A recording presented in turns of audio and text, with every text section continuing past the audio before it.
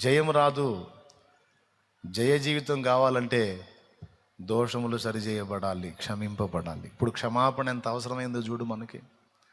క్షమాపణ లేకపోతే పరలోకం లేదు, క్షమాపణ లేకపోతే రక్షణ లేదు, క్షమాపణ లేకపోతే ఆనందం లేదు, క్షమాపణ లేకపోతే విజయం లేదు, క్షమాపణ లేకపోతే దేవునితో సమాధానం లేదు, క్షమాపణ లేకపోతే ప్రార్థనకు జవాబు లేదు, క్షమాపణ లేకపోతే ముఖదర్శనం లేదు, క్షమాపణ లేకపోతే పాప ఫలం అనుభవింపక తప్పదు. ఇన్నున్నాయి. ఇప్పుడు ఇవన్నీ మనం బ్యాలెన్స్ అవ్వాలంటే క్షమాపణ కావాలి. దేనికి? దోషముల విషయమై క్షమాపణ. అందుకని నా దోషములన్నిటినీ పరిహరించి, ప్రాణమా, ఇన్ని విషయాలలో నాకు సహాయకుడై ఉన్నాడు ఆయన.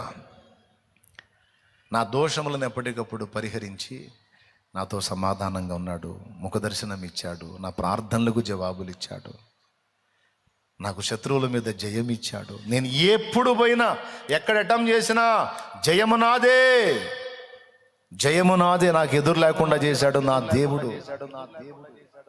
మరణము అంచుల్లోకి వెళ్ళిన సమాధిలోనికి పోకుండా నా ప్రాణాన్ని కాపాడాడు ఆయన. నా పెదవుల నుండి వచ్చే ప్రార్థన మానక అంగీకరించాడు.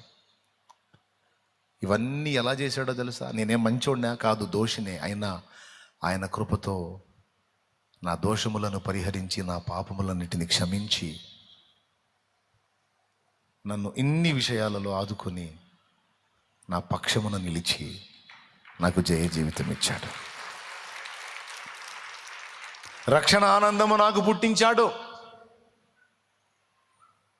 కాబట్టి నా ప్రాణమా యెహోవాను సన్నతించు, నా అంతరంగములోనున్న సమస్తమా ఆయన పరిశుద్ధ నామమును సన్నతించమని అడిగిన దానిలో పాయింట్ నెంబర్ 1లో దోషాల పరిహారం ఎందుకు మాట్లాడాడంటే, ఒక దోషం యొక్క క్షమాపణ అనేది ఇంత అవసరం, లేకపోతే ఇన్ని డేంజర్లు